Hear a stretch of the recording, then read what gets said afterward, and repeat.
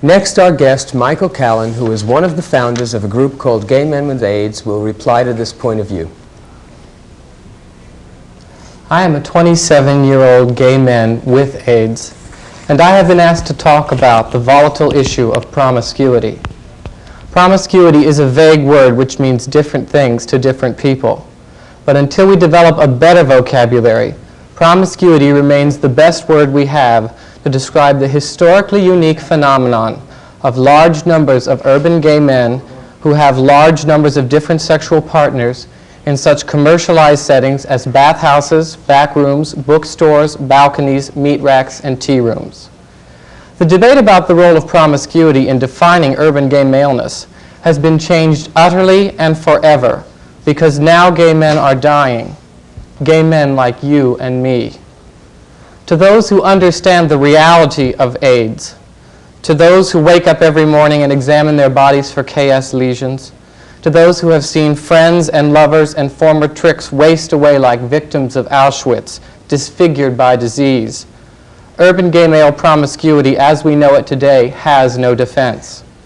The political issues raised by promiscuity are important, but what civil rights do dead men have?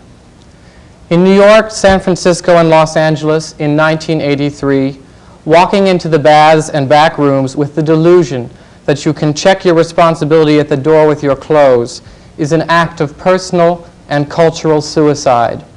Either you do not love life or you do not know death. What is over isn't sex, just sex without responsibility. The Stonewall generation, which has permitted sex to become just one more consumer commodity, which has allowed sex and affection to become so separated, and which has become numb to disease, must now begin to formulate a long overdue sexual ethic.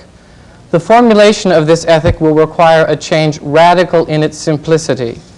We will have to talk to each other, yes, even before sex, and maybe even after, and we will have to learn how to listen to each other.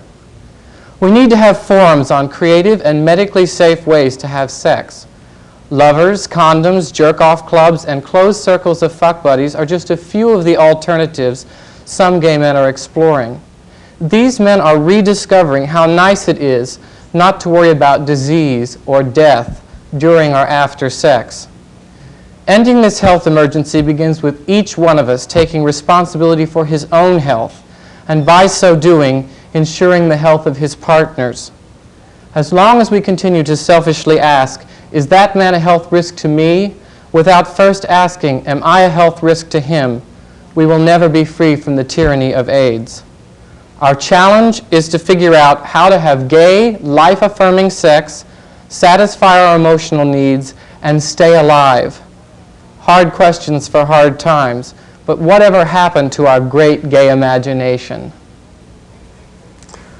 One of the things that's become clear to us is that gay men, especially in large cities where there are large gay male populations, are going to have to start talking to each other a hell of a lot more than they have been about the issues of sex and promiscuity and eventually their responsibility to each other as men.